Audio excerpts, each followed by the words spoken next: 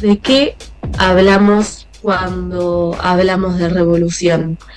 ¿Y por qué elegimos hablar de revolución en un contexto tan complejo donde a veces pareciera que un poco todo está perdido, ¿no? Hay muchas formas de entender por qué se plantea esto a nivel social, pero la realidad es que, al menos en lo personal, la idea de hoy era poder salir un poco del derrotero y pensar cómo salimos adelante en definitiva gracias a las madres de Plaza de Mayo. Y revolución porque, bueno, la excusa del 25 de mayo nos da todo el pie posible para poder tomar esa gran palabra y comenzar a hablar nuevamente y de poder ponerla sobre la mesa, ¿no? En momentos donde está tan cuestionado el Estado, las instituciones, la democracia y esos términos que muchos de nosotros hemos acuñado tan amorosamente, más que nunca tenemos que poder volver a traerlos adelante. Entonces, para arrancar un poco con esta columna que es Indisciplinadas, tendremos que pensar primero, bueno, ¿de qué hablamos cuando hablamos de revolución, no? Y para eso tengo el machete a mano, que me va a ayudar para hacer la definición más formal posible, y es que cuando hablamos de revolución estamos hablando de un cambio social fundamental en la estructura del poder o la organización que toma lugar en un periodo que puede ser corto, puede ser largo, dependiendo de cómo se vaya dando el contexto, ¿no? Particularmente tuvimos la excusa para hablar de esto de la Semana de Mayo, de la Revolución de Mayo, cuando nos referíamos, recordábamos con tanto cariño de alguna forma a una multitud reunida en las afueras del Cabildo, a una multitud que exigía la renuncia definitiva de un virrey para cambiar un sistema por completo. Bueno, ahora la cosa es qué tiene que ver todo esto con las madres de Plaza de Mayo. Quizás que lo están escuchando ahora dicen, bueno, está bien, ya pasó eso, ¿no? Pasaron 200 años.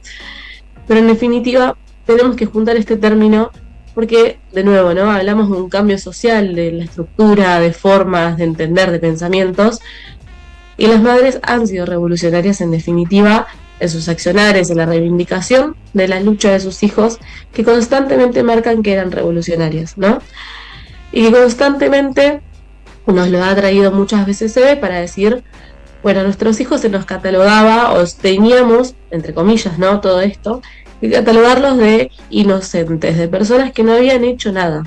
Bueno, no, nuestros hijos sí hacían. Eso no era como el planteo máximo de decir, a la hora de pensar en por qué los desaparecieron, había un motivo concreto, y era que querían revolucionar una patria. ¿Y cómo no van a ser revolucionarias ellas con el ejemplo de sus propios hijos que las hicieron pasar del ámbito privado, de ser madres amas de casa, a tener participación pública, a tener roles como agentes políticas fundamentales, no solamente en el momento de la dictadura, sino en general en el país, ¿no? Ellas ya son parte de nuestra historia, no solo reciente, sino que imagino que de acá a 200 años vamos a seguir hablando de las madres como un ejemplo disruptivo y nuevamente revolucionario.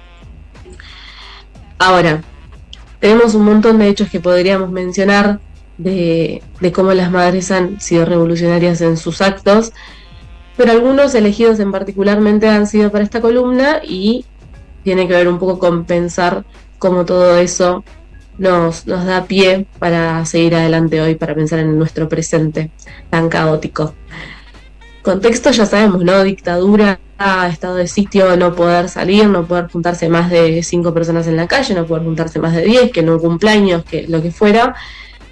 Ya conocemos la historia, seguramente la mayoría de quienes están escuchando, de cómo las madres arrancan a marchar en Pirámide de la Plaza de Mayo, cómo se empiezan a juntar jueves a jueves, ese grupo que se le llamaba Locas, y cómo a partir de el pedido, la exigencia de las fuerzas de seguridad de circular, ellas comienzan en definitiva a dar vueltas en esa plaza y no se quedan quietas nunca más.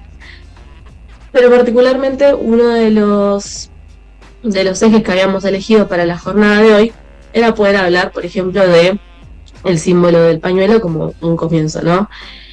Y es quizás como para también traer un poco de la historia de ellas y de poder pensarla de nuevo, ¿no? Y poder hasta volver a analizarla.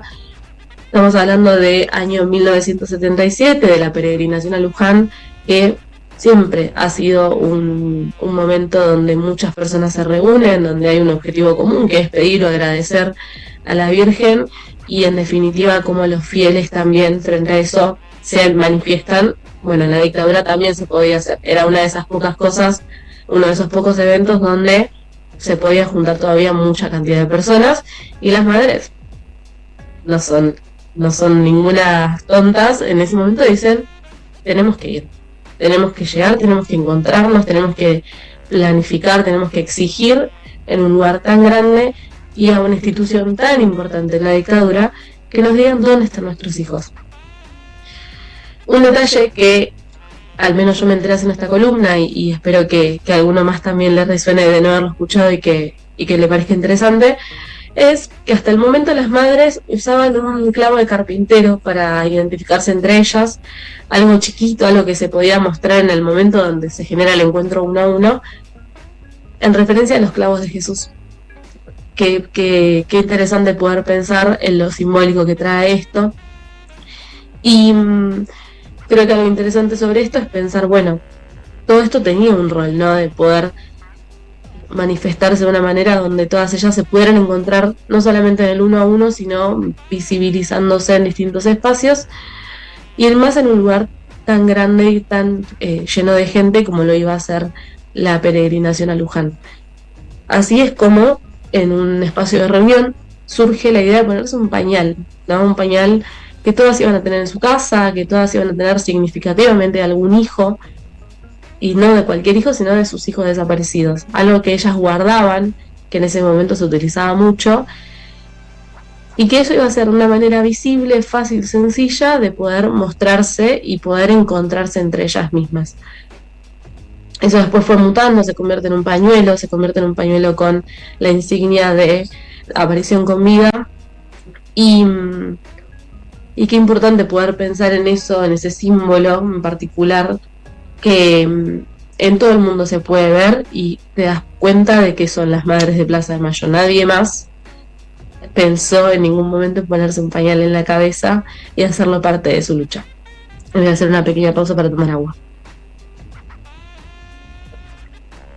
Bueno, dicho esto, y como después los pañuelos en todo caso terminan teniendo una relevancia a modo de, para distintas luchas, poder pensar en un pañuelo que signifique, que represente una temática. Pienso en esto y pienso automáticamente en el pañuelo de la lucha por el aborto legal, ¿no? De ese pañuelo verde tan significativo que en algún momento te lo ponías en la cabeza, que te lo ponías en una mochila, en una cartera, y que sabías que si veías a otra persona con ese pañuelo, había algo ahí de una complicidad, de entenderse, de escucharse y de saber que estabas al lado de una compañera, de una compañera. Y como esto mismo habrá sido lo que se les pasó en la cabeza a las madres a la hora de pensar en aquel pañuelo en la cabeza. Después podemos hablar de un montón de pañuelos diferentes, de un montón de luchas, de un montón de propuestas, de ideas que quizás no compartamos, pero en definitiva se ve que el antecedente viene de ellas. Y otra cosa que quería mostrar en el marco de lo mismo era, bueno, la socialización de la maternidad. Cómo no va a ser revolucionario, cómo no vamos a traer, cómo no vamos a hablar de aquel momento donde las madres toman la decisión de dejar de buscar cada una individualmente a sus hijos y empiezan a hacerlo colectivamente, a hacerlo junto a una organización que eran ellas mismas, con una insignia que no fuera solamente la de sus hijos, ¿no? ¿Qué pasa? Lo trae esto, Eve. ¿Qué pasa con esos pibes, esas pibas que no tienen quizás fotos, con esas madres que han perdido todo sobre sus hijos, con esas madres que no van? ¿Qué pasa con esos hijos? Si son buscados o no. Bueno, son buscados por cada una de nosotras, por lo cual es hasta un poco egoísta pensar en que cada una tenga la imagen de su hijo y esté 100% atenta a que no falte esa foto ahí en la plaza. Por ello, esto de el pañuelo con la insignia de aparición con vida a la hora de mencionar lo que sucede junto a la dictadura y a la desaparición de todos esos pibes, esas pibas que estaban luchando por defender la patria.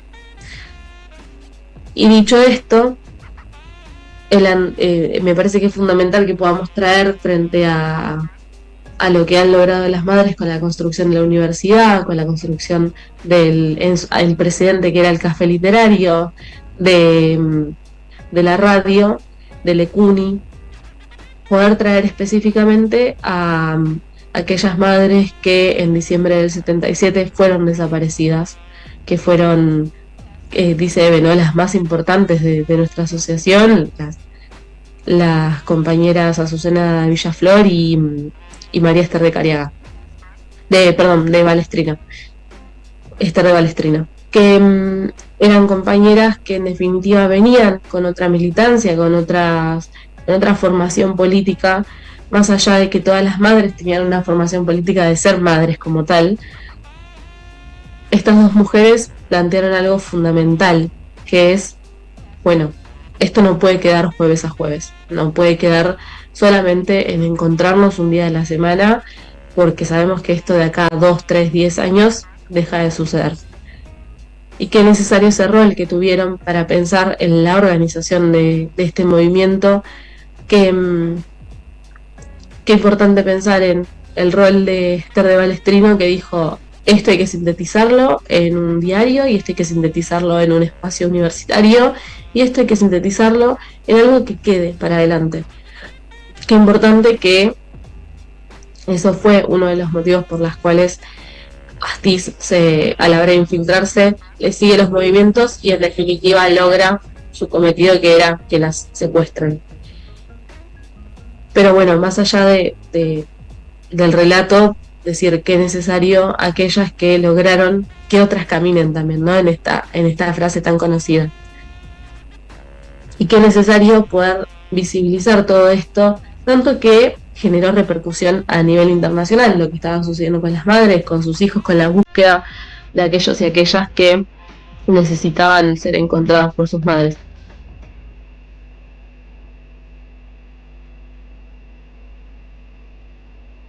Y ahora sí, pensando en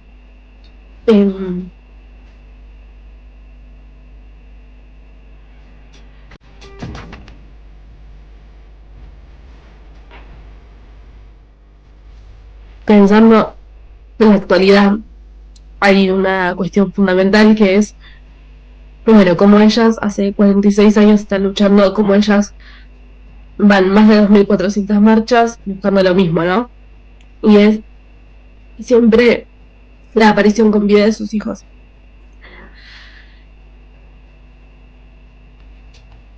Y qué rol ha tenido que se encuentren, que generen estrategias de lucha. Dicho todo esto, las madres nos han demostrado que siempre hay algo para hacer, y es que lo más revolucionario que podemos hacer es día a día pensar qué hacemos por el otro. Y para esto vamos a escuchar a Eve ahora contándolo en un audio, en una de esas frases que han quedado para la memoria colectiva. La política es una acción permanente, diaria y constante de un paso a la revolución. Y la revolución se hace todos los días cuando nos despertamos y vemos qué podemos hacer por el otro. Cada día tenemos que pensar eso. ¿Qué vamos a hacer hoy por los otros? Por los que no tienen, por los que no comen. La revolución se hace de muchas maneras. Se hace transformando un país, se hace diciendo lo que uno piensa, sin andar negociando a ver si quedó bien con Juan o con Pedro. Lo que transmite Eve es fundamental para poder pensarnos en la mirada política, en la mirada social, en aquello que es, bueno, que deje de haber comedores, que esos pibes y pibas puedan comer en sus casas, que sepamos en todo caso cada vez que vamos al barrio si necesitan más un plato de comida, un abrazo, y en definitiva con sus accionares nos han mostrado que siempre hay algo para hacer. Y que lo más revolucionario, de nuevo, que podemos hacer es pensar qué vamos a hacer por el otro cuando nos levantamos.